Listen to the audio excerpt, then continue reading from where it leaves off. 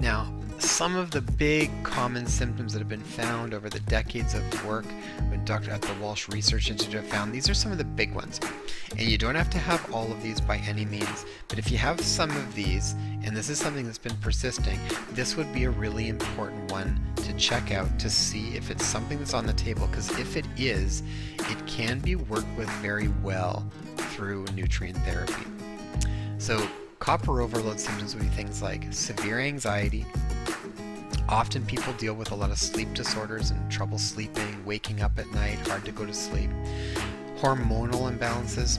Copper is very tied with estrogen. So if you're on the birth control pill, a lot of times copper levels will go up along with it. They tend to follow estrogen levels. And we see often aggravations for a lot of women when their period starts, PMS, perimenopause, and postpartum. And it's associated very much with hormonal imbalances with women. It's also associated with hyperactivity in childhood. People can get skin sensitivity to metals and rough fabrics. This is a lot of times I'll find with kids that have, not just kids, adults too, but I'll see this with kids a lot.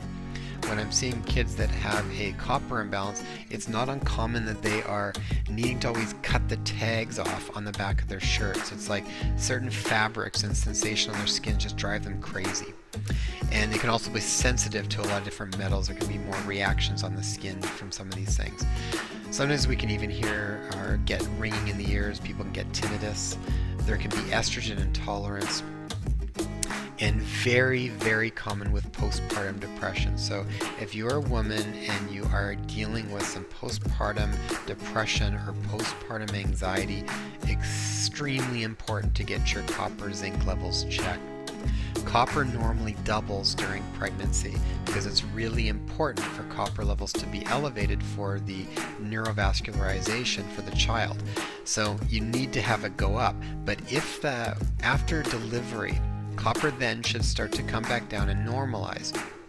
And in a lot of women that deal with postpartum depression or postpartum anxiety, the problem is that they have a susceptibility where they just can't get rid of copper so easily. So the copper tends to stay up.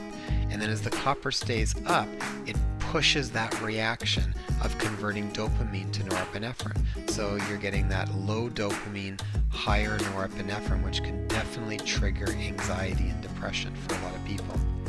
And I've had patients with postpartum depression come in where their copper levels have been 3 times higher than what it should be. And once they normalize the heaviness, which so often just gets attributed to being a new mom, not sleeping well, being stressed, all of those things, which definitely add to it. But again, you can't just take that and leave everything else. This has been well documented to be associated with postpartum depression. Other symptoms can be learning disabilities or poor grades in school. White spots on the fingernails can often, so you'll look at the fingernails and you usually see these little white specks often that are on the fingernails. That's also a sign of low zinc. And emotional meltdowns and frequent anger. So think about it, you don't have the biochemistry to regulate mood very well. So you're not just over emotional if you are having meltdowns or frequent anger, but you don't have the biochemistry to be able to regulate your mood very effectively. And when that starts to get balanced back out again, it can make a really big difference. Also associated with poor immune system because low zinc levels, which are associated with high copper levels. Low zinc is really important. Zinc is a very important nutrient for immune system function, so a really big one for that. And poor concentration and focus, like I talked about. I think they found about almost in one of the outcome studies that the Walsh Research Institute did, they found that close to 75% of the kids with learning disabilities with ADHD all had a copper zinc imbalance. And I see that one all the time.